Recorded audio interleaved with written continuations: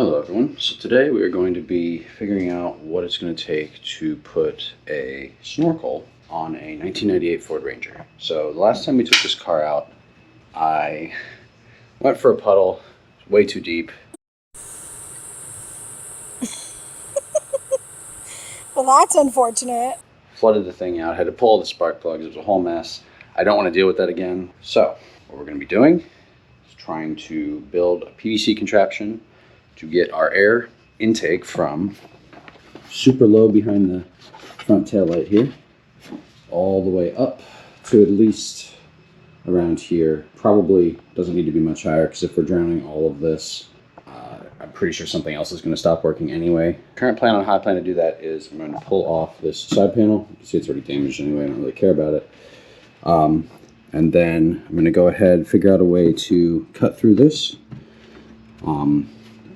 Come through, planning to run the PVC through here and then just cut a small hole here for it to come up.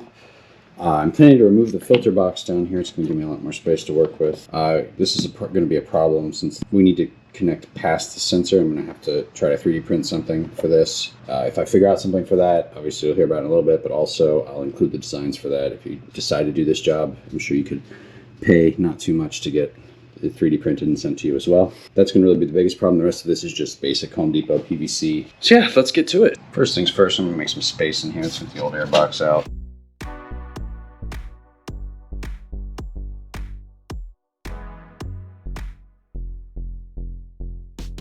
Pretty much 8 millimeters all the way around here. 8 millimeters to get the screw off to take the air box off, 8 millimeters to get the fender off.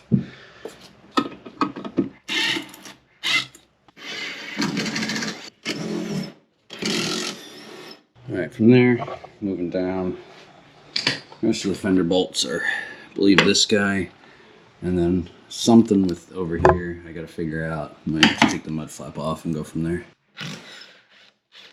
Looks like there's one more bolt right here between the door that needs to come out.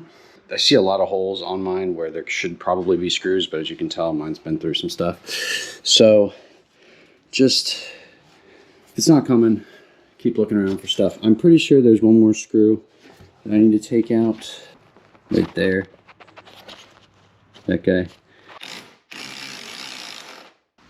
Alright, so there's one more bolt behind the headlight here we got to get out. It looks like if we just take the 2 screws under the headlight out, we should just be able to get right at it.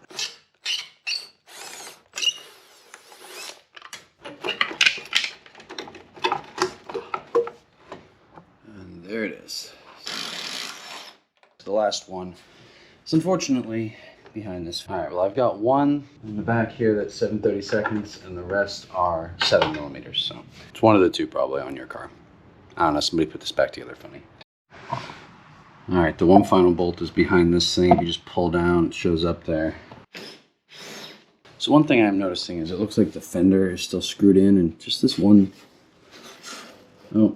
couple spots, 2, 3.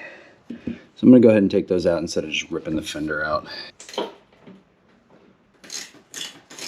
Alright, screws are all out of the fender there, and this just rips right off.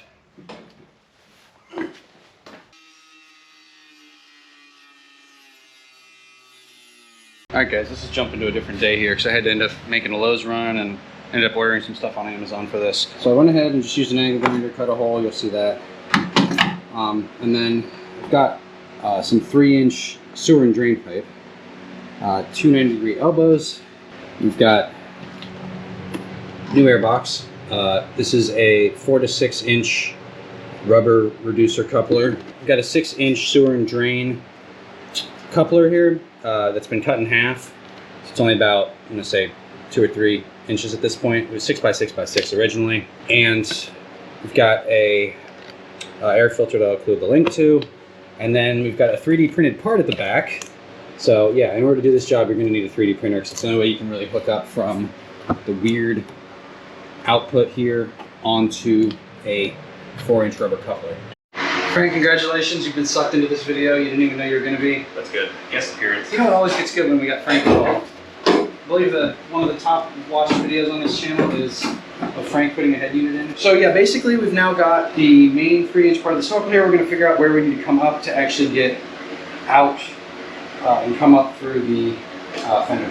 So, we're going to do that. I don't know how we're going to do it exactly, but I think it's going to be approximately... Draw center line. Yeah, Scratch center line, here you go. Well, where is it actually going to come out, though? Scratch a line down it. It's going to be like... In the middle. It's going to be that far out, right? It's going to be out by that amount. Scratch it on the inside if you want to. You can trace the line out. There you go. So really, the center line. That's the center point. You know where the point is. So that's the center of the pipe coming out. Okay. So we got a nice mark on here. I'm going to go ahead and use that to cut a hole.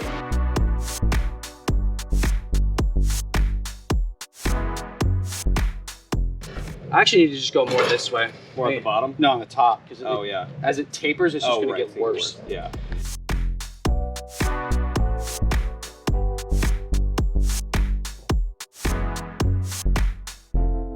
All right, this is getting super close now. So I've got this part all built out, hooked up. I just need to glue all these, but I'm waiting until the end to do that. This is where it fits best, so I'm just leaving it. And then for this, I'm just trimming, I'm trimming this pipe more and more until it lines up perfectly with the hole I made, since I was a little off, just doing a little bit at a time with the angle grinder. And then it's super close, so I'm just gonna keep messing with that until it slides on properly. My plan is mark this with a Sharpie and go ahead and glue all this together. And then once the glue's dried, I'm gonna go ahead and try to drop the fender back on.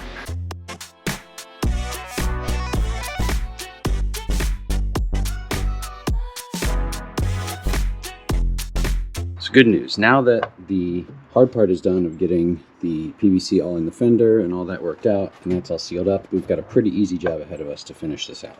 So, in order to finish it out, we're going to need a few parts. We've got a 4 to 6 inch coupler, a 6 inch sewer and drain coupler, which you end up cutting in half. You can see here is like the inside lip of the PVC, it's cut like right on that. And then we've got a Spectre air filter and a 3 inch hub to hub coupler. I will include links to all these. This is also sewer and drain, by the way. I'll include links to everything here in the description so that you don't have to try to figure this out. So just go to the description for what you need and then come back up here to actually see how to put it together. Got another 4x6 coupler. Notice that it's kind of short here. I've actually trimmed it down. There's kind of a space problem from here to here when you actually have this hose sitting here.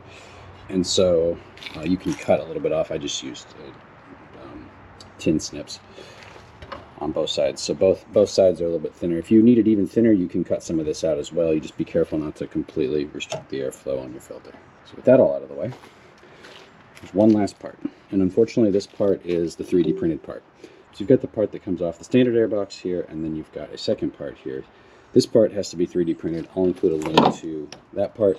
In order to thread that part into the part off the airbox, you have 4 inserts that you need, and I'll include a link to those in the description. And so you'll have to melt the insert piece in here so you can screw into it. And then there's also a rubber gasket that you can transfer over from the old airbox over to this just to give it a good seal.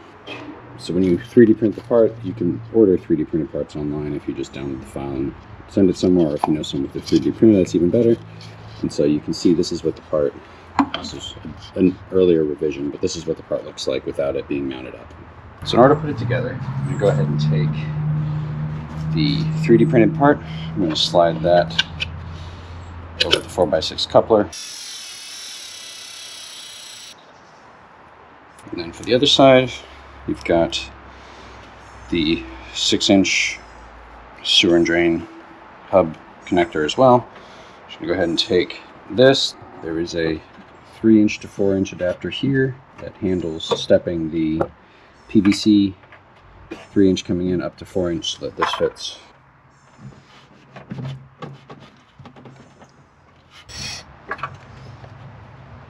For the filter to the 3D printed part, there's just a friction fit. It's got a lip in it for this, so if you just give it a good push,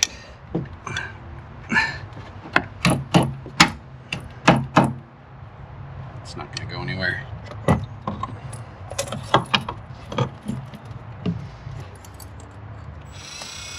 Make sure to plug your mat back in, and then just go ahead and take the actual air intake hose and just slide that right on and tighten the screw down.